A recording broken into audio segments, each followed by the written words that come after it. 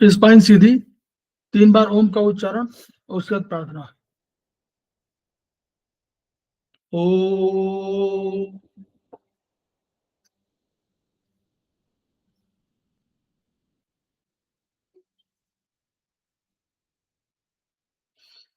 ओम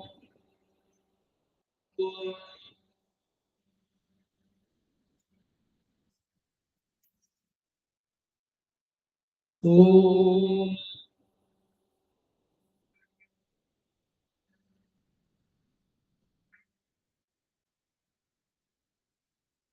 वह शक्ति हमें वो दयानिधे कर्तव्य मार्ग पर डट जाए, पर सेवा पर उपकार में हम निज जीवन सफल बना जाए। वह शक्ति हमें दो दयानिधे कर्तव्य मार्ग पर डट जाए। हम दीन दुखी निबलों विकलों के सेवक बन संताप हरे, जो है बिछड़े भूले भटके उनको तारे खुद तर जाए। वह शक्ति हमें दो दयानिधे कर्तव्य मार्ग पर डट जाए। छल देश दंभ पाखंड झूठ अन्याय से निश दिन दूर रहे, जीवन हो शुद्ध सरल पुना शुचि प्रेम सुधारस बरसाए। वह शक्ति हमें दो दयानिधे कर्तव्य मार्ग पर डट जाए। निज आन मान मर्यादा का प्रभु ध्यान रहे, अभिमान रहे, जिस देव भूमि में जन्म लिया बलिदान उसी पर हो जाए। वह शक्ति हमें दो दयानिधे कर्तव्य मार्ग पर डट जाए, पर सेवा पर उपकार में हम निज जीवन सफल बना जाए।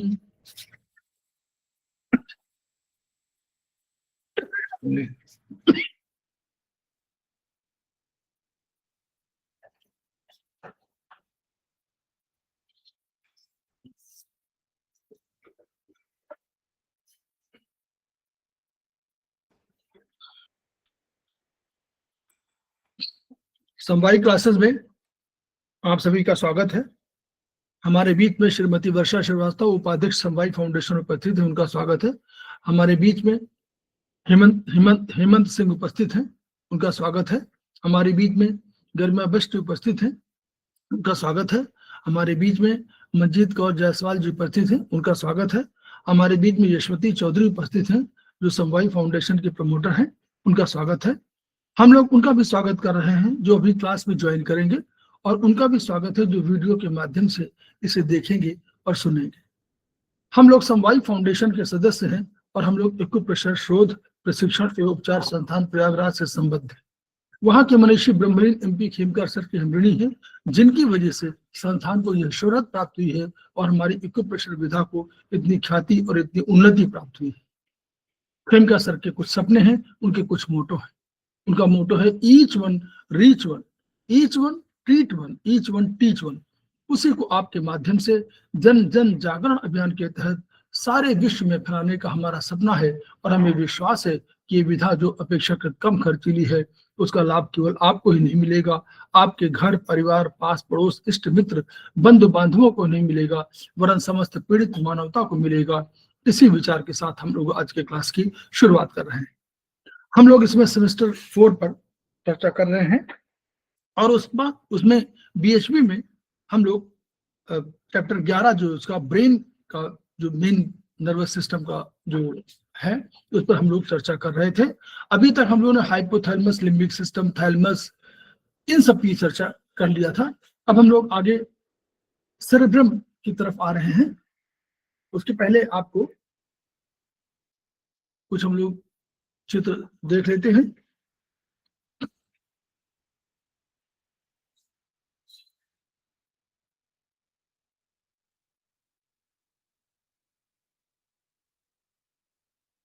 तो ये सब देखिए, ब्रेन की ये फिगर हम लोग दिखाया था कि अभी आप देखेंगे ब्रेन की मेनिंजेस है, ये मेनिंजेस है जो 3 मेनिंजेस माने कवरिंग, जैसे प्लूरा वहां होती है, हम लोगों ने लंग्स में पढ़ा कि प्लूरा होती है, तो वैसे ही यहाँ पर ड्यूरा मैटर, आर्किनॉइड मैटर और पाया मैटर, तीन होते हैं मेनिंजेस कवरिंग। और इन्हीं में कहीं इंफेक्शन होने पर मेनिंजाइटिस वगैरह हो जाता है। तो अब आप देखिए इस उसका देखिए पूरा वो है स्कैल्प, फिर स्कल, फिर पेरियोस्टियल ड्यूरामेटर। ड्यूरामेटर के दो दो लेयर होती हैं, एक पेरियोस्टियल कहलाती है और एक मेनिंजियल कहलाती है। तो ये आप चर्चा आगे करेंगे कहीं। आर्किनॉइड मैटर है, फिर सब उसके बीच में पाया मैटर, सबसे अधिक अटैच जो है पाया मैटर है, वो सर्बल कॉर्टेक्स से बिल्कुल अटैच है। तो उसके और आर्किनॉइड मैटर के बीच में सब आर्किनॉइड स्पेस होता है। उसी उसी तरह आर्किनॉइड मैटर और ड्यूरा मैटर के बीच में भी सब आर्किनॉइड स्पेस हो, सब ड्यूरल स्पेस होता है। तो इन सब में क्या है, वर्चुअली क्या वहां जाना क्या है, ब्लड जाना है, जो इम्प्योर ब्लड है वो भी निकलना है वेन्स में। इसके अलावा नर्व भी जाएगी, नर्व भी मूवमेंट कर रही हैं। इसके अलावा वहां पर लिम्फ भी कहीं से मूवमेंट कर रहा है, तो ये सब सीएसएफ भी मूवमेंट कर रहा है। तो इन सब के लिए मुझे जगह चाहिए। तो ये हम लोगों का एक चित्र था। ये किताब जो उसकी किताब है उसी किताब में है।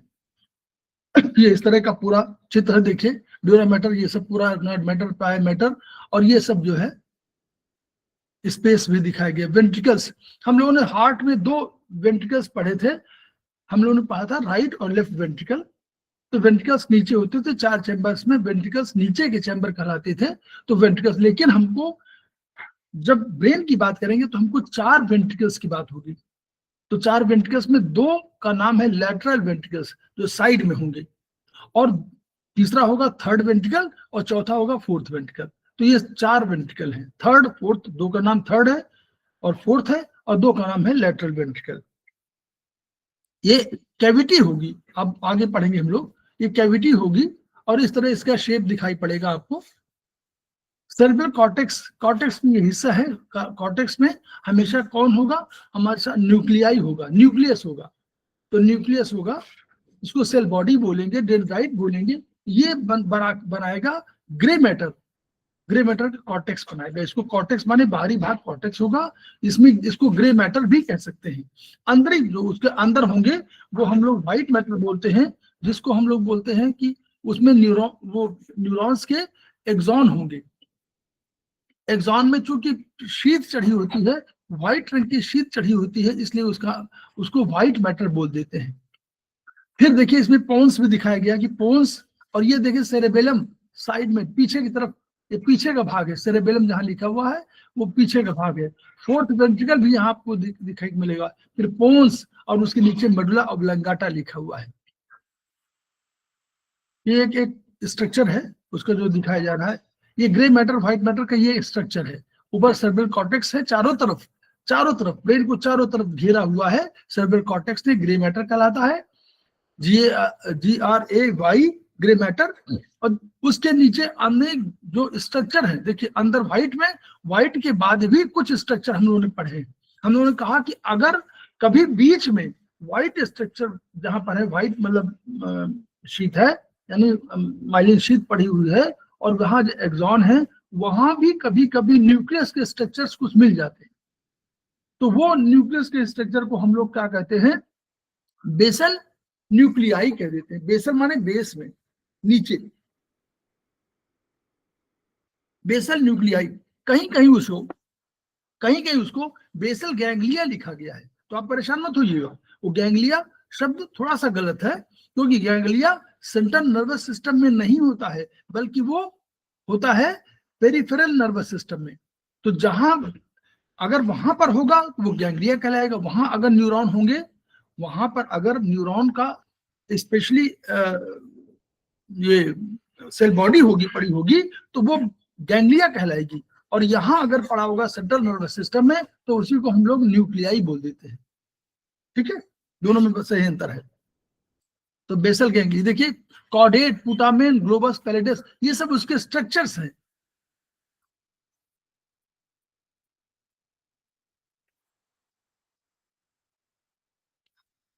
ये कोरोनर रेडिएटर आपको ये शब्द मिलेगा, ये वहां पर है इंटरनल कैप्सूल, और ये सब थोड़ा सा आगे बताएंगे समय मिलेगा तो कोरोनर रेडिएटर दो जगह कहीं उल्लेख आपको मिलेगा, एक यहाँ मिलेगा और एक एम्ब्रोलॉजी में भी आपको मिलेगा। एम्ब्रोलॉजी में भी आपको कोरोनर रेडिएटर का नाम वहां मिलेगा। कॉर्पस कोलोजम, ये दोनों ये व्हाइट मैटर के बने होंगे, और ये दोनों के बीच में क्या होगा, कनेक्टेड होंगे। दोनों हेमिस्फीयर को, लेफ्ट और राइट को ये कनेक्ट करते हैं। कॉर्पस कोलोजम देखिए, कॉर्पस कोलोजम ये जो दिखा हुआ है, ये दोनों के बीच में, तो वो दोनों एक ब्रेन को, दोनों एक ब्रेन से हेमिस्फीयर, जो आधा भाग इधर है, आधा इधर है, तो दोनों के बीच में एक लिंक कम्युनिकेट करते रहते हैं। एक इंडियन नर्व्स का जब उद्गम स्थान कहाँ से निकली है, उसका ये पूरा बताया गया है कि कैसे आपको निकली हुई।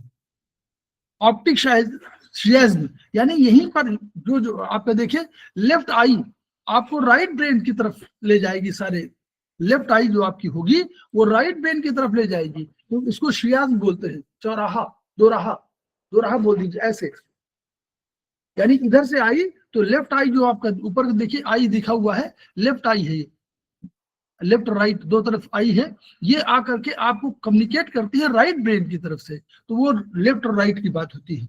ठीक है, ये हमेशा समझिएगा, जहां पर इसको शियाज्म बोलते हैं।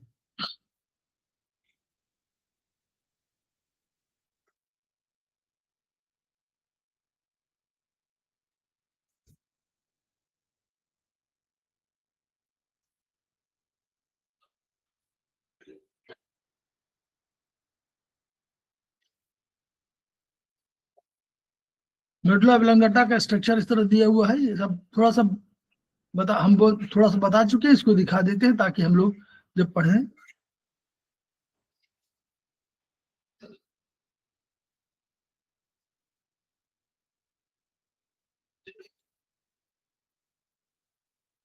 ठीक है, तो ये हो गया, और हम लोग इसमें भी देखिए वही स्ट्रक्चर इसी तरह का है। ये वाले देखिए, फ्रंटल लोब, सेंट्रल सल्कस बने, जो ब्रेन में जो न्यूरॉन की जो परतें हैं वो तिरपाल की तरह, जैसे तिरपाल हमने पढ़ा है, तिरपाल में कवर करके रखी जाती है, ताकि क्यों, इसका जो एरिया है क्रेनियल कैविटी का एरिया, उससे लगभग 4 गुना अधिक इनको चाहिए इंफॉर्मेशन गैदर करने के लिए, इसलिए उसको ऊपर नीचे करके किया हुआ। तो जहां पर ऊपर उठा हुआ है उसको जायरी बोलते हैं, और जहां पर वो झुका हुआ है, नीचे गया हुआ है, उसको ग्रूव्स बोलते हैं या सल्कस बोलते हैं। तो वो ग्रूव है, मतलब नीचे झुका हुआ पार्ट। तो ऐसे उसको जो डीप वाला डीप ग्रूव है उसको फिशर बोल देते हैं, उसी के नाम है लॉन्गिट्यूडल फिशर। इस तरह अपने lobes of the brain, frontal lobe है, पैराटल है, ऑसिपिटल है और टेम्पोरल, 4 लोब। इनका हम लोगों ने दिखाया था थोड़ा सा कल। हम लोग आगे चलते हैं, अब हम लोग अपने विषय पर आ जाते हैं।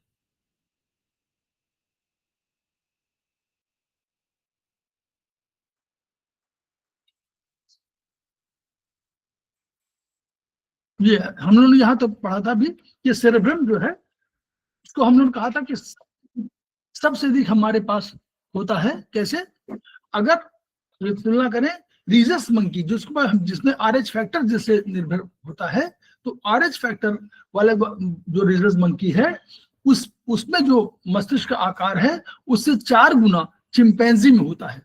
और चिंपैंजी में जितना आकार होता है उसका 4 गुना हमारे पास होता है, यानी हमारे पास 16 गुना। अगर रीजस की बात करें, कहते हैं कि डेवलपमेंट के प्रोसेस में रीजस मंकी का वो था, तो यानी वहां से प्रोसेस जो शुरू हुआ उसमें अब वो आकार हमारा मस्तिष्क का 16 गुना बढ़ गया। और हमारे में अगर कोई कहे कि भार कितना होता है तो 1400 ग्राम होता है। और ये हाथी, और अगर कॉम्परेटिव स्टडी करें तो हाथी से भी, और व्हेल जो सबसे अधिक में जो है जलचर कहलाती है, तो व्हेल की तुलना में और हाथी की तुलना में जो कंपैरिजन है उसके हिसाब से हमारे मस्तिष्क का मानव मस्तिष्क सबसे बड़ा है। तो 1400 ग्राम भार है। लेकिन जब ये चूंकि सीएसएम में तैरता रहता है इसलिए इसका 50 ग्राम भार होता है, ताकि हमको समझ में आता है कि हल्का है, हमारा सर में हमें कोई प्रेशर नहीं महसूस होता। अब ये देखिए, ये स्ट्रक्चर दिखाने की कोशिश की गई है कि जो हमारे, देखिए इसमें लिखा हुआ नीचे कि the figure represents on a coronal section of precentral gyrus, यानी जो मतलब आप इतना समझ लीजिए कि ब्रेन के इस पार्ट में जहां ये इंफॉर्मेशन आती है या इंफॉर्मेशन ट्रांसफर होती है, यानी कोई मोटर नर्व जाती है या कभी सेंसरी नर्व आती है, तो एक मतलब संदेश आता है और एक संदेश जाता है। एक ऑर्डर संदेश आया, फिर ऑर्डर चला गया, संदेश आया, ऑर्डर चला गया, यही तो प्रोसेस है। तो उस प्रोसेस में हैंड का कितना योगदान देखिए जरा।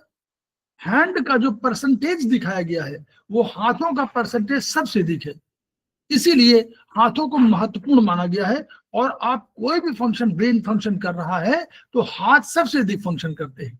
पैर भी रुके हो रहते हैं लेकिन हाथ मूवमेंट करते रहते हैं। तो हाथों का परसेंटेज देखिए कितना है, हाथ पूरे उसमें छाया हुआ है और हाथों का परसेंटेज। दूसरी तरह इस चेहरे का मूवमेंट देखिए, जहां जहां पर आपका बोलने का हो या सेंस करने का हो, सेंसरी नर्व हो या आपको मोटर नर्व माने बोलने की बात कर रहे हो, तो वहां जो हम लोग ज्ञानेंद्रिय और कर्मेंद्रिय की बात करते हैं, तो ज्ञानेंद्रिय में चेहरे पर कितना बड़ा फोकस किया गया है, ये दिखाता है कि इसका महत्व क्या है।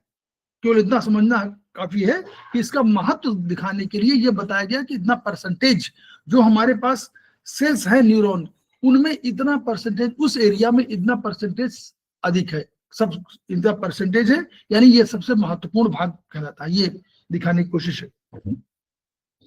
तो हम लोग विकास की बात करें कि विकास में अब देखिए, ये कह रहे हैं कि विकास की दृष्टि से एक गर्भस्थ भ्रूण में प्रथम 3-4 हफ्ते मस्तिष्क एक खोखली नली, तो एक नली होती है, आगे कहीं दिखा देंगे इसमें होगा, एक खोखली नली होती है, उसमें एक्टोडर्म माने बाहरी, मेसोडर्म माने बीच वाली, और एंडोडर्म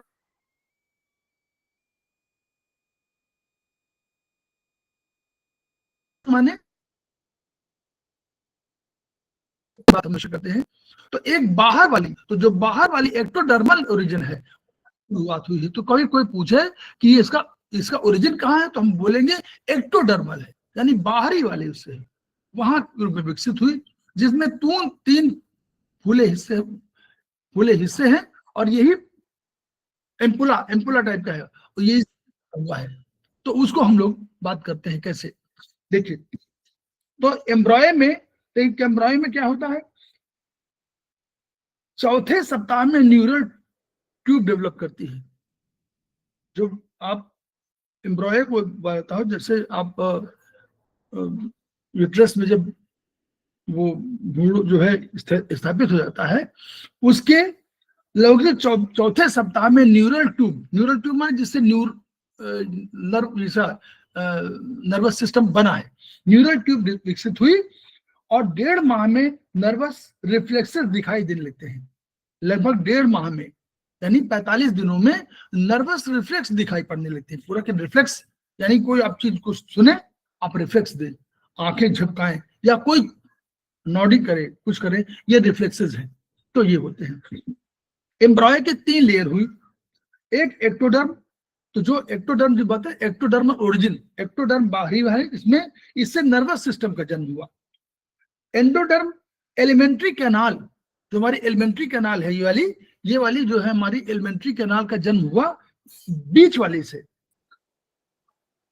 नहीं एंडो सबसे अंदर वाली से, और मेसोडर्म जो बीच वाली थी उससे हुआ ब्लड, और वेसल्स का, ब्लड वेसल्स का, एड्रिनल कॉर्टेक्स का और यूरोजेनाइटल सिस्टम का, इनका जन्म हुआ। अब न्यूरल ट्यूब से हमारे जो ये वाली न्यूरल ट्यूब हुई, इसमें हमारे कौन कौन से पूरे अंग कैसे हुए?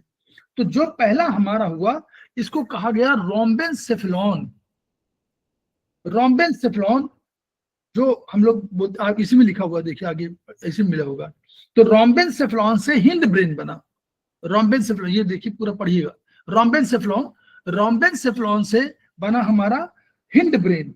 आगे चलकर यही दो भागों में विभक्त हो गया। तो एक इसी से बना, रोम्बेनसेफेलॉन से बना मेटेनसेफेलॉन, जिससे पोन्स का जन्म हुआ और सेरेबेलम का जन्म हुआ। पोन्स और सेरेबेलम का जन्म मेटेनसेफेलॉन से हुआ। दूसरा हुआ माइलेनसेफेलॉन, इससे मेडुला का जन्म हुआ। माइलेनसेफेलॉन, माइलेनसेफेलॉन, इससे मेडुला का जन्म हुआ। अब बीच वाला जो भाग था मेसेनसेफेलॉन, एक इससे मिड ब्रेन का जन्म हुआ, इससे मिड ब्रेन बना। और तीसरा जो था प्रोजेनसेफेलॉन, जो ऊपर लिखा हुआ है प्रोजेनसेफेलॉन, ये पुनः दो भागों में विभक्त हो गया और एक से टेलेनसेफेलॉन बना, इससे सेरेब्रल हेमिस्फीयर, सेरेब्रल हेमिस्फीयर यानी सेरेब्रम बना। फिर ये डायनसेफेलॉन, दूसरा डायनसेफेलॉन हुआ। इस डायनसेफेलॉन में थैलमस बना, इसी से हाइपोथैलेमस बना और पिट्यूटरी ग्लैंड बनी। ये स्ट्रक्चर इस तरह का ऐसे डेवलप हुआ। ठीक है। अब हमारे सेरेब्रल हेमिस्फीयर में जो कॉर्टेक्स है, जो उस पर कह रहे हैं कि न्यूरॉन की जो परतें, हम लोग बोलते हैं कि न्यूरॉन परतें, तो ये 1.5 से 4.5 मिलीमीटर मोटी है। इतनी मोटाई, मतलब जो ये मोटाई बता रहे हैं कि ये इस पर न्यूरॉन परतें पाई गई हैं। इसी को हम लोग सेरेब्रल कॉर्टेक्स कह देते हैं। यही कॉर्टेक्स है, सेरेब्रल कॉर्टेक्स है, यही आपकी मोटाई न्यूरॉन परतें हैं। यही विकसित होता रहता है जब जब आप होते हैं, लेकिन जितनी संख्या होती है सेल्स की, संख्या उतनी ही रहती है। सेल्स की संख्या नॉर्मली उतनी रहती है, लेकिन इस जो विकसित होता रहता है, विकास अलग चीज हो गई, लेकिन नंबर सिस्टम नॉर्मली नहीं बढ़ते। अब इसका ये लिखा हुआ है, इसका सतही क्षेत्र क्रेनियल कैविटी की तुलना में 4 गुना अधिक है।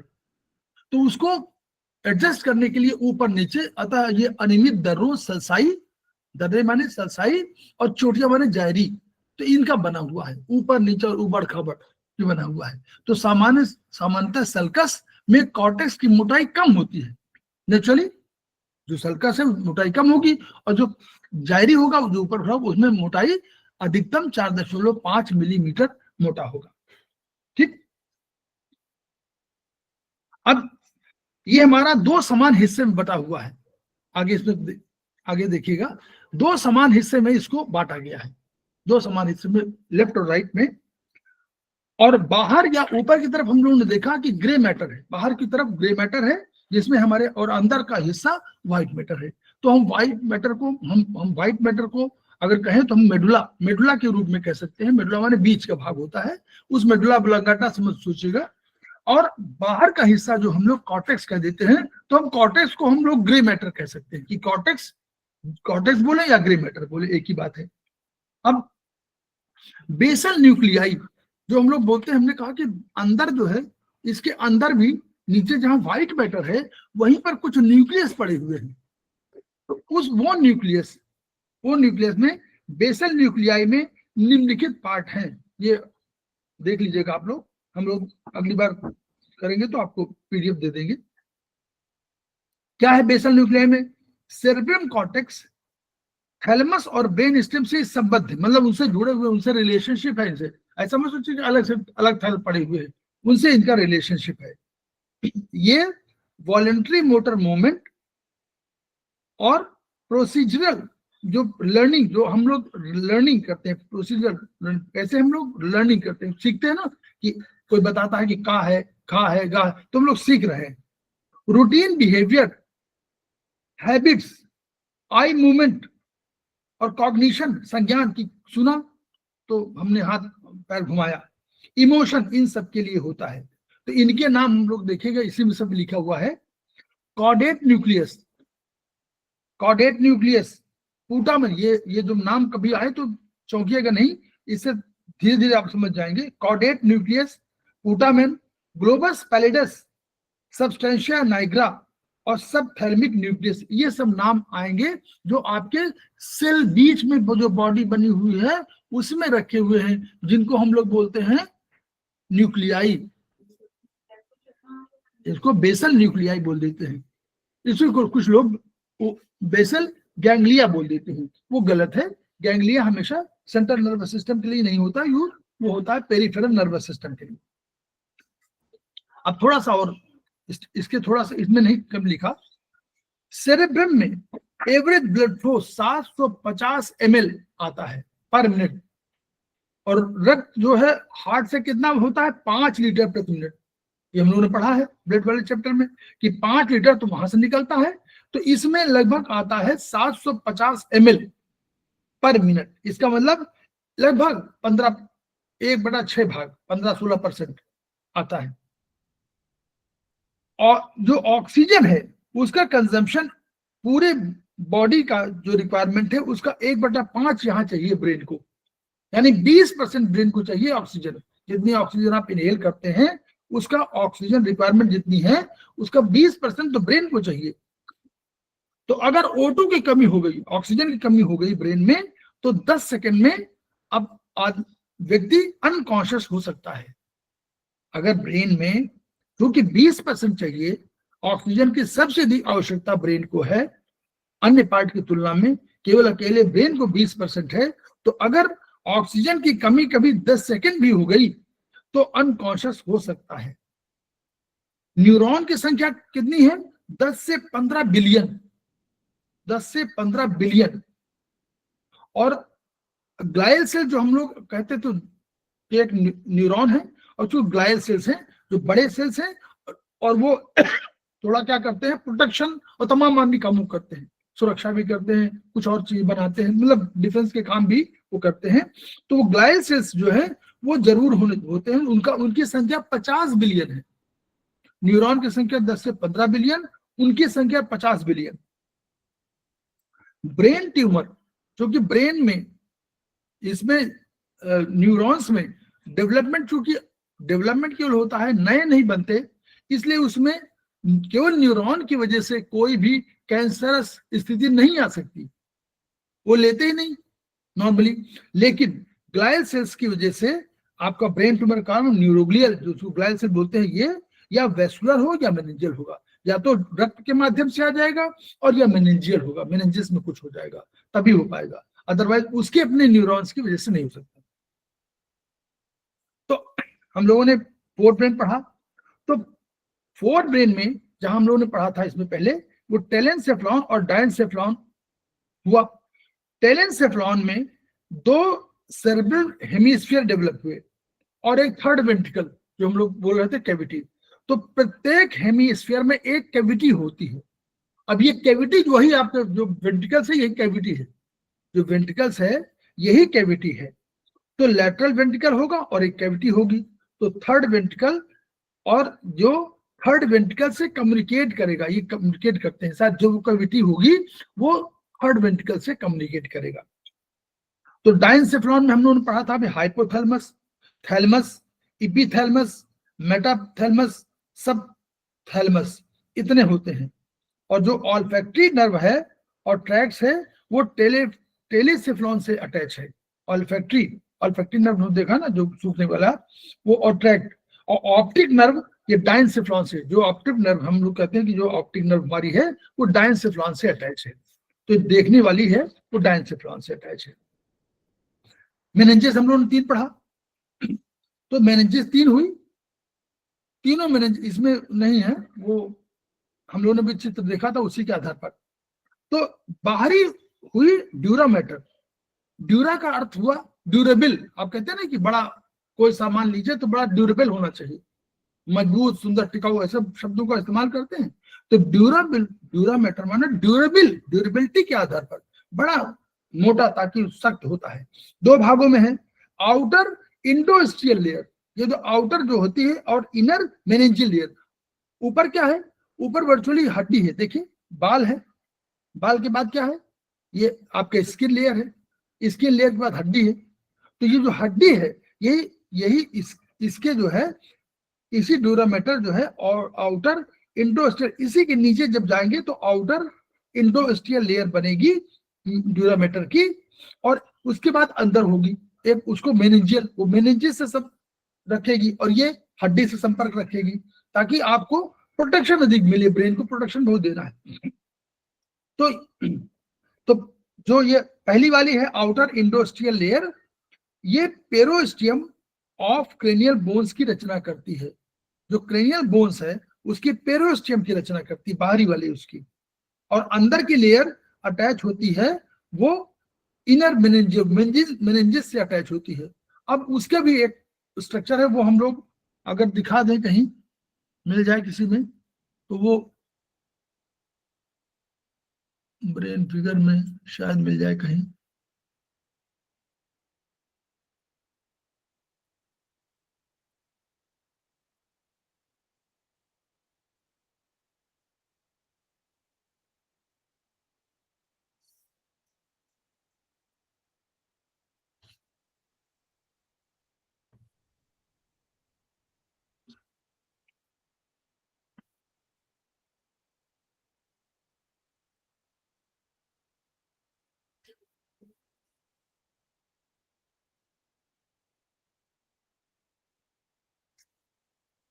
ये देखिए डेवलपमेंट ऑफ ब्रेन जो पढ़ रहे थे ना, इस तरह जो 3 to 4 वीक्स एम्ब्रायो में ये होगा, एक वॉल होगा, एक कैविटी होगी।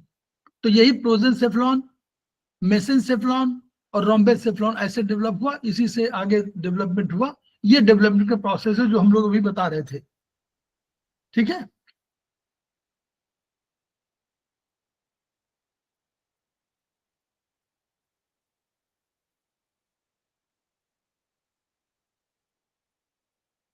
यहाँ नहीं है, आगे तो कहीं मिल जाए तो देखें, या हम देखते हैं दूसरे पीडीएफ पे कहीं मिल जाए।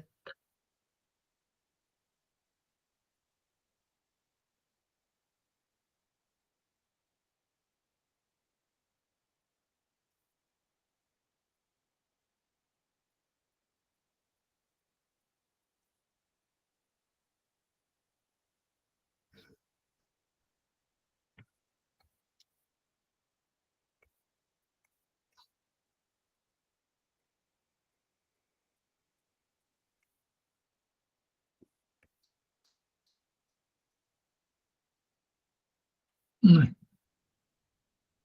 वो उसमें नहीं मिल रहा है। तो उसका जो है ये जो अंदर की लेयर है, हम बता दें ताकि देखिएगा, चित्र में मिल जाएगा। ये ब्रेन वाली जो किताब है उसमें मिलेगा, जरूर मिल जाएगा। अंदर की लेयर अटैच होगी, वो 4 फोल्ड बनाएगी, ऊपर यूं आएगी और वो 4 फोल्ड बनाएगी। तो एक कहलाती है फॉक्स FALX सेरेब्री। ये क्या करती है, सेरेब्रल हेमिस्फीयर को सेपरेट करती है, उसके लिए बनी हुई है, जो उसको सेपरेट करती है बाएं दाएं को, वो उसके लिए है। दूसरा है फॉक्स, मतलब फॉक्स माने FALX, फॉक्स सेरेबेली। ये दोनों सेरेबेलम को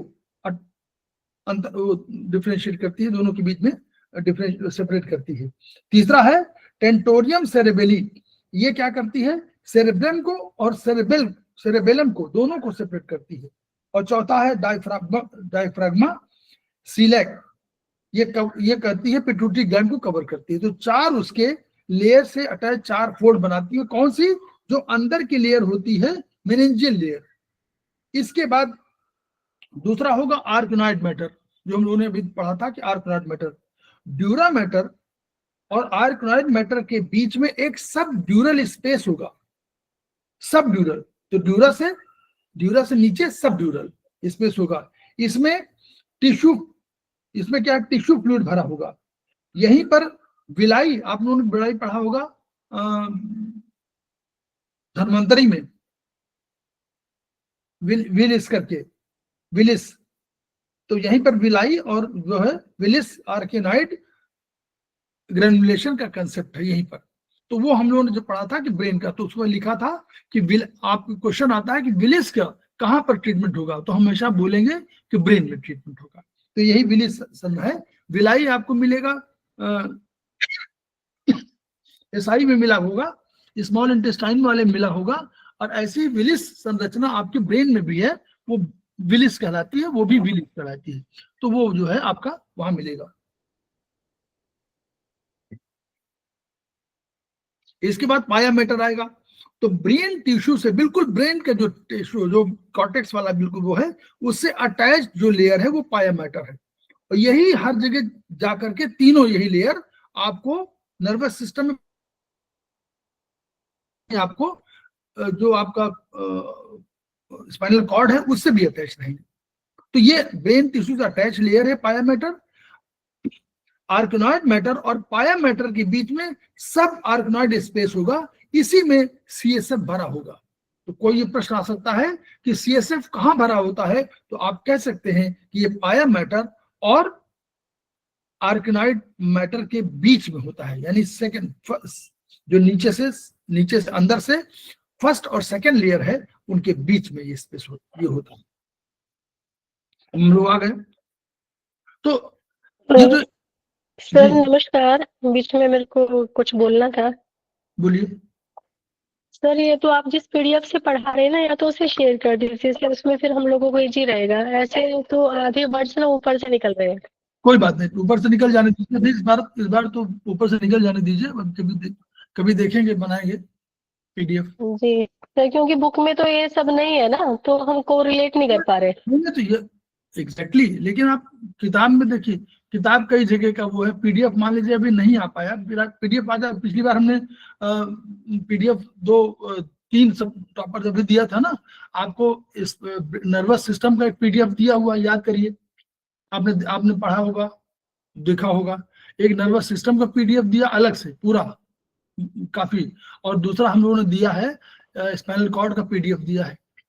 कुछ अभी पीडीएफ, क्योंकि पीडीएफ देखिए, पीडीएफ बनाना मुझे नहीं आता है, मैं हाथ से लिखता हूँ और तब पीडीएफ बनता है। तो इतना 40 पेज लिखना, 30-40 पेज का हर होता है, आप देखिएगा 40 पेज लिख करके तो पीडीएफ बनता है। तो इसलिए मीडिया बनाना हम उसमें कंप्यूटर वगैरह बहुत काम नहीं कर पाते हैं, करते नहीं हैं, तो हम हाथ से लिखते हैं। तो 40-50 पेज को मैं लिखता हूँ, तब मैं पीडीएफ बनवाता हूँ और तब मैं पढ़ाता हूँ। समझ रहे हैं ना, इसलिए थोड़ा सा मुश्किल है। हमने पीडीएफ 2 दिए, याद कर, ब्रेन का दिया है पूरा, वो भी 30-40 पेज का है। और 30-40 पेज का इसको बना के दिया हुआ है स्पाइनल कॉर्ड का। और ये स्पाइनल कॉर्ड और ब्रेन हर बार पढ़ाते हैं यही बात। सर सेमेस्टर 3 में दिया है आपने? जी, सेमेस्टर 3 में तो ये स्पेशल उस वाले में हमने बहुत दिए हैं। आप देखिए, पढ़िए, वो स्पाइनल कॉर्ड जहां लिखिए तो उसमें आ जाएगा, सेमेस्टर 3 सेमेस्टर 4 में। सेमेस्टर 3 में तो सर मेरे को नहीं मिला, मैं उसी में चेक कर रही हूँ। चेक कर लीजिए, हम बता देंगे किस डेट में है। जी जी जी ठीक है है सर। वो भी, लेकिन साथ ही साथ चेक कर रही हूँ सर। सारी चीज नहीं होंगी, सारी ये वाली नहीं होगी, लेकिन उसमें नर्वस सिस्टम में कैसे नर्वस, और 2 बार कर चुके वर्चुअली, आप विश्वास नहीं करेंगे। हमने आयुर्वेदिक में किया पहले, आयुर्वेद में है ना स्पाइनल कॉर्ड ब्रेन का वाला, वहां किया, तो वहां क्लास में पढ़ाया। वो आपका किसमें है, सेकेंड सेमेस्टर में है क्या? वो सेकेंड सेमेस्टर में होगा। Yes sir. फिर नर्वस सिस्टम सर, किया। Yes sir. फिर हमने इसमें जो है, जब इसमें आ गए चैप्टर 11 में, तो चैप्टर 11 में फिर हमने अलग से किया। आप 2 बार आप देखिएगा। सर ये तो रिकॉर्डिंग से भी मिल जाएगा ना उन्हें, रिकॉर्डिंग में भी तो होगा ही, रिकॉर्डिंग मिल जाएगी ना इस क्लास की। हाँ, तो उससे पढ़ लेंगे। रिकॉर्डिंग है, सब जगह रिकॉर्डिंग है। रिकॉर्डिंग इसकी कम से कम रिकॉर्डिंग आपको 4-5 होगी, इसी चैप्टर, इसी जी सर है। इसमें भी शामिल होगा। ठीक है, आप देखिएगा। लेकिन हम तो बता रहे हैं कि आप अगली बार पीडीएफ दे देंगे, बता तो रहे हैं कि 30-40 पेज लिखना है। अब वो 40 पेज लिख नहीं पा रहा हूं, मैं भी लिखूंगा तब उसको पीडीएफ बनवाऊं, तब आपको सबमिट करूं। तो हमने पेपर से, आप किताब यही है तो यही, आपको कुछ अधिक चीजें मालूम हो जाएंगी अगर आप सुन लेंगे, तो शायद एक आध नोट कर लेंगे तो भी नहीं सर, ये तो बहुत अच्छी बात है, आप एक्स्ट्रा में पढ़ा रहे हो, हमारे नॉलेज हमारा बढ़ा रहे हैं आप, इससे बढ़िया कुछ भी नहीं है। जी जी। पर वो सर हम कोरिलेट हम आगे बाद में पढ़ेंगे ना, तो फिर हमें वो दिमाग में रहेगा। हाँ, सिर्फ रहेगा इस वजह से कह रहे थे। रहेगा रहेगा रहेगा पीडीएफ में रहेगा। और सर हम भी, हमारे सेमेस्टर 3 में तो उसकी कोई पीडीएफ नहीं आई हुई है।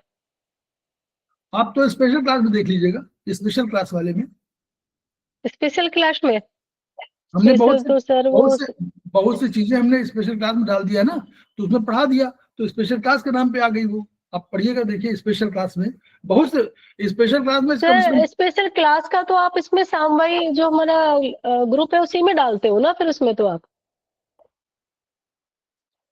हाँ अलग से भी आपने कोई इसका ग्रुप बनाया हुआ है स्पेशल क्लास का? नहीं इसी का है, इसी में डालते हो ना? इसी में डालते हैं। वहां पर हम उसकी बात कर रहे हैं, आपको जो प्लेलिस्ट है ओके वहाँ स्पेशल क्लास के नाम से दर्ज होगा। बहुत से आपको उसमें मिलेंगे। वो भी कम से कम 40 से ऊपर हो चुके हैं। पीडीएफ मिलेगा सर उसमें? नहीं पीडीएफ नहीं, पीडीएफ कहीं नहीं मिलेगा। पीडीएफ तो क्यों मिलेगा, पीडीएफ कैसे मिले? पीडीएफ जब शेयर करेंगे तब मिलेगा ना। जी पीडीएफ से पढ़ाया वो मिलेगा, पीडीएफ दिखेगा आपको। नवंबर वाले में मैम देखिए उसमें है, अभी दिख 14 नहीं रहा है। नवंबर को जो क्लास दी है ना उसमें है स्पाइनल कॉर्ड का। कौन सी क्लास थी ये?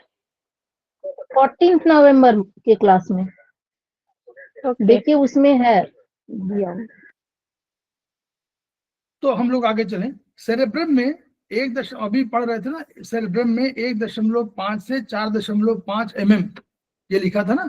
सेरेब्रम में 1.5 से 4.5 mm मोटी न्यूरॉन की परतें हैं। इसी को हम लोग सेरेब्रल कॉर्टेक्स कह दे रहे हैं। तो कॉर्टेक्स जब भी नाम आए तो कॉर्टेक्स की अगर मोटाई पूछे कोई तो 1.5 सेंटीमीटर से 4.5 मिलीमीटर, सॉरी मिलीमीटर, 1.5 से 4.5 मिलीमीटर मोटी, यही सेरेब्रल कॉर्टेक्स की रचना कर रहा है। और ये क्यों रखा गया है, इसी को हम ग्रे मैटर कह सकते हैं। और ये ऐसा क्यों रखा गया कि भाई एकदम तो क्यों, ये जो हमारा जायरी और सल्कस दो चीजें हैं, तो इसलिए रखा गया कि हमको 4 गुना, इसमें लिखा हुआ 4 गुना क्रेनियल कैविटी हमारी जो है ये पूरा स्पेस है, इसको 4 गुना उसमें चाहिए था स्पेस। तो उनको जैसे तिरपाल को हम लोग मोट फोल्ड करके रख देते हैं और 1 मीटर लंबा हो जाता है, बाद में उसको फैला देते हैं 70 मीटर हो जाता है, वैसे ही इसको किया गया। तो सल्कस जो ऊपर नीचे जो चोटियां हैं, उनको जो ऊपर उठा हुआ भाग है उसको चोटियां कह देंगे, तो उनको जायरी बोलेंगे। और नीचे जो होगा उसको सलसाई बोल देंगे, सिंगुलर सल्कस होगा और वैसे सलसाई हो जाएगा।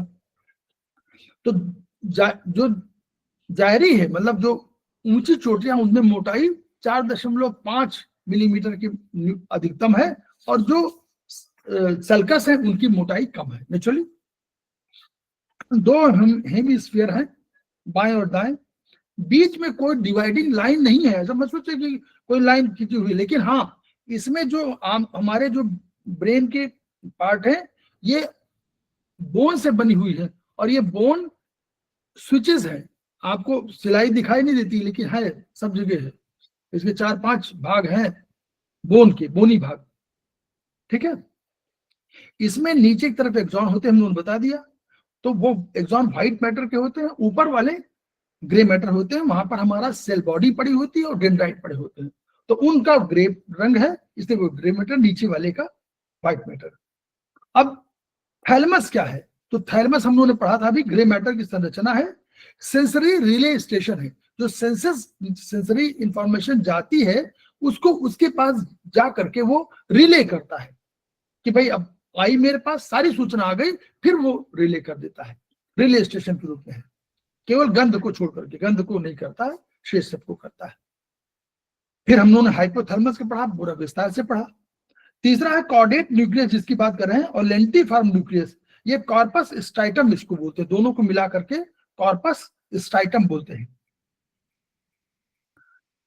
ये आपको मिल जाएगा HB3 में भी मिल जाएगा ये सब चीजें, हैंडबुक 3। फिर कॉर्पस स्ट्राइटम और क्लॉस्ट्रम और एमिग्डालाइड बॉडी जो होती है, इसको बेसल न्यूक्लियाई या इसको बेसल गैंग्लिया कहते हैं। ये 3 न्यूक्लियस मिलकर के क्या, क्लॉस्ट्रियम, कॉर्पस स्ट्राइटम और एमिग्डालाइड बॉडी, इनको बोलते हैं बेसल न्यूक्लियाई। गलती से या त्रुटिपूर्ण इसको बेसल गैंग्लिया बोलते हैं। हम लोगों को हमेशा याद रखना है कि ये बेसल न्यूक्लियाई है, बेसल गैंग्लिया नहीं है। क्यों? क्योंकि जो सेंट्रल नर्वस सिस्टम में होगा वो बेसल न्यूक्लियाई कहलाएगा, न्यूक्लियाई कहलाएगा, वो गैंग्लिया नहीं कहलाएगा। गैंग्लिया तब कहलाएगा जब कोई cell body peripheral nervous system में हो, और पेरिफेरल नर्वस सिस्टम माने हमारा स्पाइनल कॉर्ड से निकली हुई जो नर्व हो या क्रेनियल नर्व से निकली हुई जो नर्व हो, जो शरीर के बॉडी के अन्य हिस्सों को इनर्वेट करती हो, केवल वही हमारी गैंग्लिया कहलाएंगी, उनमें जहां पड़ा होगा। और बेस हमेशा गैंग्लिया, समझ लीजिए गैंग्लिया कहाँ पड़ा होगा, हमेशा हमेशा गैंग्लिया पड़ा होगा जहां पर की इंफॉर्मेशन सेंसरी होगी वहीं पर पड़ा होगा। ठीक। इंटरनल कैप्सूल हम लोगों ने अभी इसमें पढ़ा है, ये मोटर व सेंसरी इंफॉर्मेशन को कॉर्टेक्स और स्पाइनल कॉर्ड तक ले जाती है आपस में। हेलो, नमस्ते। फिर कॉर्पस कोलोजम, अच्छा हाँ बेटे बोलो। कॉर्पस कोलोजम कितना ये हो गया है? सारा वो बिल बना के भेजा हुआ है तुमने?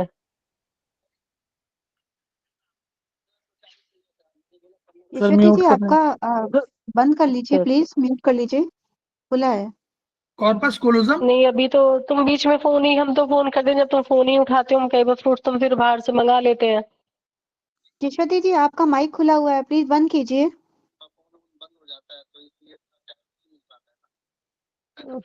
पता नहीं, मैं तो तब भी तुम्हारा मतलब कॉल करती हूँ, तुम्हारा लगता ही नहीं है। ये नंबर पे कीजिएगा, दुकान ही पे रहता है, लड़का कोई भी रहेगा पहुंचा देगा, समझ। यशोदा जी प्लीज बंद कर लीजिए आपका। पिछली बार तो उसने सेब अच्छे नहीं दिए थे, बड़े बेकार सेब दिए थे इसने। मैडम का है उसमें से सर ये यशोदा जी अरे का आवाज आ रही है। यशोदी मैडम का, यशोदी मैडम का जी जी। क्या भाव दे रहे हो सेब? एक है 140 वाला, एक है 100 का 1.5 किलो वाला, एक है 100 रुपए किलो वाला, लेकिन 140 रुपए वाला सेब बढ़िया सेब। हमें क्या रेट दे रहे हो वो? आपके लिए सिर्फ तो कॉर्पस कोलोजम ये व्हाइट मैटर के होंगे, फाइबर्स हैं जो लेफ्ट और राइट हेमिस्फीयर को जोड़ते हैं, कम्युनिकेट करते हैं, यानी कम्युनिकेशन आप सोचें कि दोनों के बीच में कोऑर्डिनेशन है, ये कॉर्पस कोलोजम करता है। फिर जेनिकुलेट बॉडी है, ये थैलेमस के पार्ट है, और ये सेंसरी इंफॉर्मेशन के प्रोसेसिंग का कार्य करते हैं। ये दो प्रकार के हैं, अगर हम बताना चाहें तो बता सकते हैं, लेकिन हम लोग अभी इसको रोक देते हैं क्योंकि फिर बड़ा हो जाएगा। अब जो ब्रेन का थोड़ा सा आया, ये देखिए, ये नंबरिंग सिस्टम आपने देखा होगा, ये नंबर बड़ा हुआ, ये क्या हुआ, इसको हम लोग थोड़ा समझ लें बस। तो ये वाली जो है आपको, ये न्यूक्लियस के पार्ट है, अनेक न्यूक्लियस है। इंटरनल कैप्सूल क्या है, ये डिसेंडिंग ट्रैक्ट और असेंडिंग ट्रैक्ट है, कोरोनर रेडिएटा है, ये सब। ये कोरोनर रेडिएटा आपको एम्ब्रायोलॉजी में भी दिखाई पड़ेगा, वहां भी होता है। ठीक है। कॉर्पस कोलोजम हम लोगों ने करा, geniculate body, medium geniculate body, उस हैबिनुलर न्यूक्लियस, ये सब उसके भाग हैं। थैलेमस के पास नर्व कोशिकाओं का समुदाय है जो थैलेमस, ऑल्फैक्टरी ट्रैक्ट और फॉर्निक्स से एफरेंट फाइबर्स प्राप्त करता है। इसका संबंध पीनियल बॉडी से भी है, हैबिनुलर न्यूक्लियाई। ठीक है। इसको विस्तार से बहुत अधिक जानने की आवश्यकता नहीं, इनका ट्रीटमेंट बाद होगा। अब ये आया नया कि ब्रेन के जो एरिया कॉर्टेक्स, ये एरिया की बात कहां से आई? तो एक कॉर्बिनियन ब्रॉडमैन, ये साइंटिस्ट थे, इन्होंने 20वीं शताब्दी के प्रारंभ में कॉर्टेक्स में 52 एरिया को देखा और उनके नंबरिंग सिस्टम डाल दिए। तो इससे यह हुआ कि साइंस में अगर हम नंबर सिस्टम उसको डाल दें, तो जैसे हमने कहा कि 4 नंबर, तो वो समझ गए कि 4 नंबर कहाँ है, क्योंकि 4 नंबर आइडेंटिफाई कर दिया गया, 4 नंबर यहाँ का है। तो वैसे उन्होंने ये पूरे ब्रेन के 52 इस तरह के एरियाज के नंबर बता दिए। तो इसको कुछ लोग यूज करते हैं, कुछ साइंटिस्ट यूज करते हैं, अधिकांशतः मतलब इसको यूज करते हैं कि भाई हमको एक सहायता मिली कि हम कहते हैं कि 17 नंबर पे ये प्रॉब्लम है, तो विजुअल एरिया में है। ठीक है। तो ये तरीका उनके पास आया। तो अब इसमें हम लोग थोड़ा समझिए।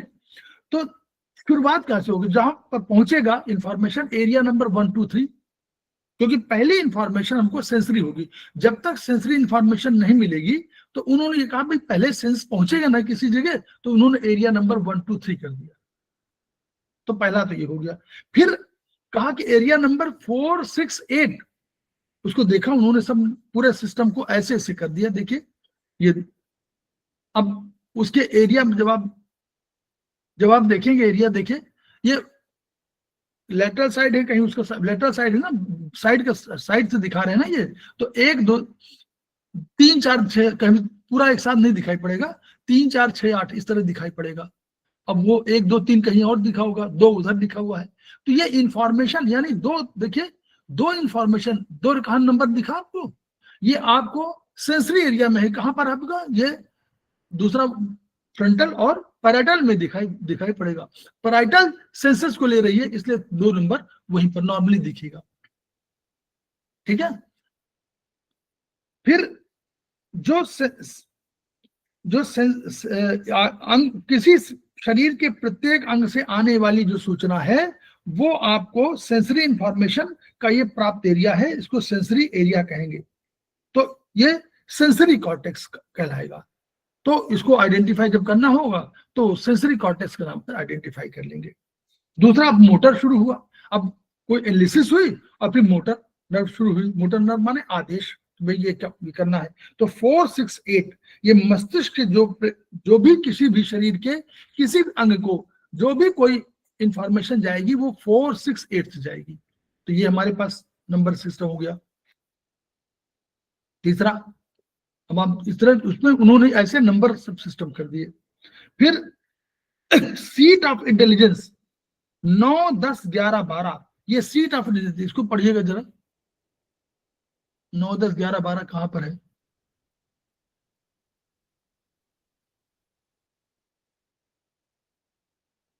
नौ दस, देखिए 9 10 11 12 कहां पर है? देखिए आप लोग, फ्रंट साइड में है, दिखाई दे रहा है? जी सर। ये इसका मतलब क्या हुआ, ये बहुत महत्वपूर्ण भाग है। 9 10 11 12 ये सीट ऑफ इंटेलिजेंस है। मतलब आपका जो बुद्धिमत्ता क्षेत्र है, ये 9 10 11 का आगे का फ्रंटल, ये वाला जो एरिया है ये बुद्धिमत्ता वाला है, इसीलिए इसको बड़ा प्रोटेक्शन दिया जाता है। आज जब से आप गिरने लगते हैं तुरंत हाथ यहाँ पहुंच जाता है। नॉर्मली देखिए, आज ऐसे अचानक हो जाए बात दूसरी, अदरवाइज हाथ जो है इसको प्रोटेक्शन नॉर्मली प्रोटेक्शन देते हैं। फिर विजुअल एरिया जो है ऑसिपिटल लोब में तो एरिया नंबर 17 है। देखिए 17 कहाँ लिखा हुआ, पीछे दिखा, वो 17 नंबर दिखा। जी सर। जी सर, पीछे की तरफ 17 नंबर ऑसिपिटल में एरिया नंबर 17 है। और विजुअल साइकिक एरिया 18 19 है, जो विजुअल सेंसेस 17 में जाते हैं उनका इंटरप्रिटेशन होता है। तो पहले 17 18 19 इन सब के कोऑर्डिनेशन समझिए कैसे है। कोऑर्डिनेशन ये है कि हमने कल बताया था कि जब भी कभी किसी ऑफिस में आप जाइएगा तो एक पहले आप प्रवेश करेंगे तो कोई आपको एक पर्सन मिलेगा जो आपको पहले करेगा कि आइए, स्वागत करेगा, ठीक। फिर तुरंत कोई एक ऑफिस होगा, उस जगह पर वो भेज देगा आपको कि अब आप जाइए, तो वहां पर पूछेगा आप किससे मिलना चाहते हैं, क्या काम है, कैसे आना हुआ, वो हुआ। फिर अंदर कोई इंफॉर्मेशन के लिए जाएगा, भाई ठीक है, उस अधिकारी या किसी के पास जो भी काम है वो भेजेगा। तो ये जो चैम्बर है, तो यानी एक हमेशा एसोसिएशन एरिया होता है। तो जैसे विजुअल साइकिक है, फिर उन्होंने देखा, फिर रिफ्लेक्सेस का एरिया, फिर कोऑर्डिनेशन के एरिया, और अंत में एक मोटर का एरिया, कि मतलब वो उसको पहचानने के बाद जो भी मोटर फंक्शन है, या अभिज्ञान की है या संज्ञान लाने की बात है, उसकी बात है, रिकग्निशन की बात। तो यानी 2-3 एरिया इसी के आसपास होते हैं। जब आप 7वें सेमेस्टर में कोई जाएगा तो वो उसमें पढ़ पाएगा, लेकिन ये आप अपने हिसाब से पढ़ सकते हैं, किताबों में सब लिखा हुआ है। तो ये एरिया नंबर 17 और 18 19 जो है विजुअल साइकिक एरिया है। जो 18 19 ये नंबर है जो विजुअल सेंसेस 17 में जाते हैं, उनका इंटरप्रिटेशन होता है यहाँ 18 19 में। वहां गए, इनका इंटरप्रिटेशन 18 19 में हुआ कि भाई क्या चीज है। फिर 20 21 22 ये auditory and audio psychic area है। यानी ऑडियो साइकिक माने कोई चीज आपको मिली, सूचना मिली और आपने उसमें रिएक्ट कैसे करना है, ये वाला, ये सब साइकिक का है। तो 20, 21, 22 कहाँ दिख रहा है, आपको दिख रहा है?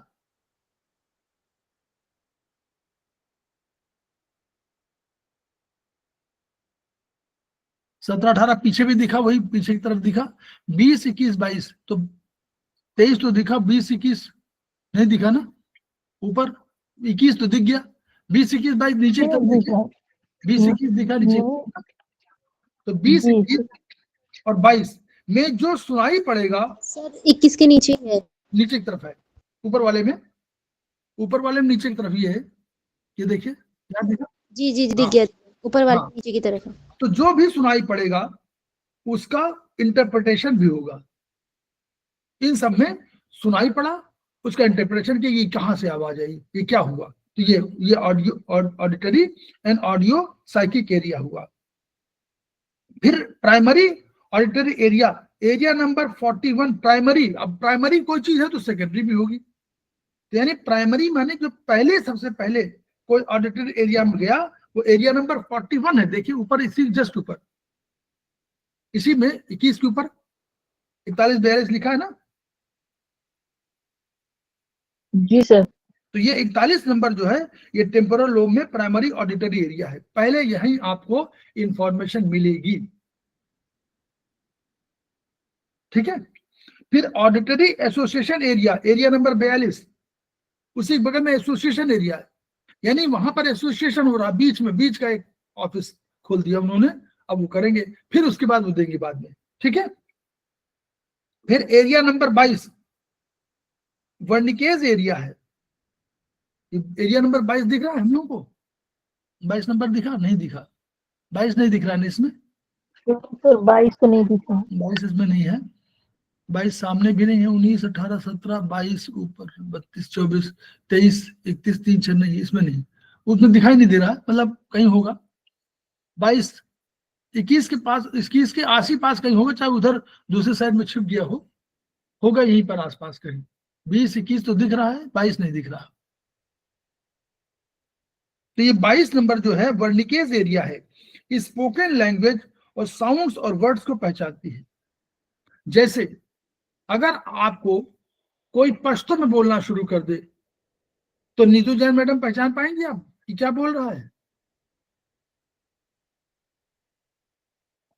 गर्मा मैडम पहचान पाएंगी क्या बोल रहा है पश्तो में? नहीं सर। हाँ, वो जो वर्निकेज एरिया है, ये एरिया नंबर 22 है। ये हम लोगों ने कल दिखाए थे वर्निकेज एरिया में, कि स्पोकन लैंग्वेज और साउंड और वर्ड्स को पहचानती है। जो आप वर्ड्स बोलते हैं, अगर अपनी भाषा में बोलते हैं तो आप साउंड को, उसकी जो साउंड है वो उसके वर्ड्स है, इस और लैंग्वेज, इन तीनों के कॉम्बिनेशन में आप पहचानती हैं, तो वो उसके लिए है। एरिया नंबर 22 और 39 और 40। 39 आपका विजुअल इमेजेस और रिकग्निशन के लिए है। 39 नंबर दिख रहा है, 37, 39 दिख रहा, यस। 42 के बगल में 17 के नीचे 17 ऊपर वाले में 17 के नीचे देखिए, राइट में बिल्कुल एक्सट्रीम राइट। जी सर दिख गया। 17 के नीचे 39 है। ये 39 है विजुअल इमेजेस और रिकग्निशन का है, कि देख करके इसे पहचान पाएंगे। और एरिया नंबर 40 टच पहचानता है।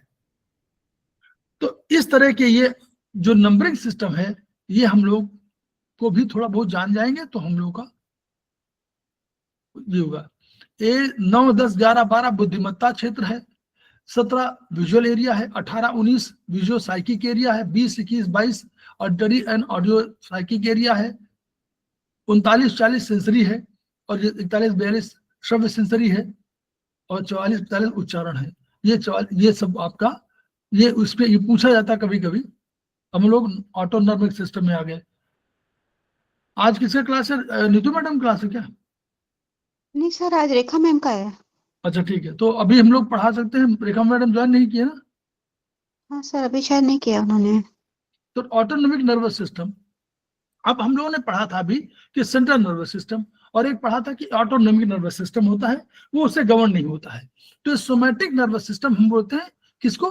जो हमारा नर्वस सिस्टम पढ़ा रहे थे सोमैटिक, स्केनियर और स्पाइनल वाला, उसको हम पढ़ रहे हैं सेंट्रल नर्वस सिस्टम, वही की भांति ऑटोनॉमिक नर्वस सिस्टम है। ये बाहरी पेरिफेरल के लिए है ना, ये बेसिस पर कार्य करता है। ये एएनएस शरीर के आंतरिक अंगों में मौजूद स्मूथ मसल फाइबर तो हर जगह है, तो उनकी एक्टिविटी को प्रभावित करते हैं। अब इसका मतलब क्या हुआ कि ये शरीर के जो इंटरनल एटमॉस्फेयर है उसको होम्योस्टेसिस, हम लोग कहते हैं ना होम्योस्टेसिस, तो होम्योस्टेसिस हम लोग बोलते हैं, तो होम्योस्टेसिस इसको बोलते हैं कि वो इंटरनल एटमॉस्फेयर को होम्योस्टेसिस प्रदान करते हैं। इसके दो डिवीजन बताए गए हैं, एक सिंपैथिक है और एक पैरासिम्पैथिक एएनएस। तो इन पर चर्चा रह गई है, हम लोग इस पर चर्चा करेंगे, यही चैप्टर बाकी रह गया थोड़ा बहुत, और इसके साथ ही हम लोग तो आगे जब इसको लेंगे तो हम लोग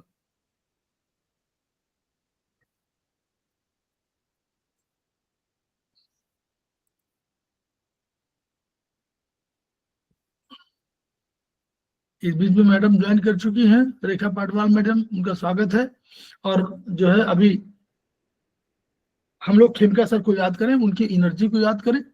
उनकी जो एनर्जी पैराभौतिक रूप से, हम लोग पैराभौतिक में बहुत फायदे में है कि हमारे पास दो सिस्टम है, एक चाइनीज सिस्टम है वो भी पैराभौतिक की बात करता है, एक इंडियन सिस्टम है जो हमारी पैराभौतिक की बात करता है, वो भी दार्शनिक विचार है। तो पैराभौतिक होने से हमको आशय क्या मिलता है कि हम लोग मानते हैं कि अगर भौतिक रूप से कोई व्यक्ति नहीं है या कोई संस्था नहीं है या कोई विचार नहीं है, तो पराभौतिक रूप से वो हमारे पास है, क्योंकि हम विचार क्या है, विचार पराभौतिक है। तो हम विचार कर सकते हैं कि वो कैसा होगा या उसके बारे में कोई भी एक अनुमान लगा सकते हैं। तो ये हमारे जीवन के लिए बहुत आवश्यक है कि कभी हम दुखी होते हैं तो हम विचारों के माध्यम से प्रसन्न हो सकते हैं, यादों के माध्यम से, स्मृतियों के माध्यम से, विचार के माध्यम से। तो हम खेमका सर की जो ऊर्जाएं हैं उन ऊर्जा को ग्रहण भी कर सकते हैं पराभौतिक रूप से, क्योंकि पराभौतिक रूप से तो कोई नष्ट हुआ नहीं, भौतिक रूप से नष्ट हो सकता है।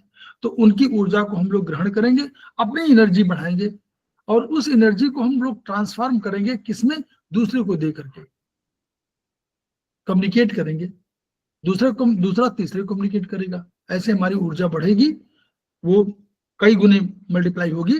जैसे हमारे यहाँ इकोनॉमिक्स में एक सिस्टम है, सिद्धांत है कि जो 1 रुपया है जब आप चलाते हैं तो ये 6 रुपए में कन्वर्ट होता है। इकोनॉमी में ये 6 रुपीज में कन्वर्ट होता है, 6 टाइम्स बढ़ता है, 1 रुपया 6 टाइम्स बढ़ता है, ये इकोनॉमी का सिद्धांत है। तो वैसे ही हम जो विचार रखते हैं वो विचार जब 10 जगह फैलते हैं तो 10 लोग बढ़े ना। तो ये विचार इसीलिए है, और इसीलिए खेमका सर को हम लोग याद करते हैं कि उन्होंने विचार कितना दिया कि ईच वन रीच वन। हम सबके पास जाइए, कैसे पहुंचे, विचारों के माध्यम से। ईच वन ट्रीट वन, पहुंच करके ट्रीटमेंट कर दीजिए, और ईच वन टीच वन तो हम लोग यहीं बैठे कर सकते हैं। तो ये हम लोग कर सकते हैं अपने घर, अपने परिवार, स्वयं, इन सब का इलाज के बाद अगर हम बाहर भी इलाज कर सकें, पास पड़ोस, इष्ट मित्र, बंधु बांधवों का, तो हमारे लिए मानवता कल्याण की दिशा में हम लोग अपना कदम बढ़ाएंगे और ये जनहित में कार्य होगा। इन्हीं शब्दों के साथ हम लोग 2 मिनट का ब्रेक लेते हैं, फिर हम लोग अभी आते हैं। Thank you sir. Thank you madam.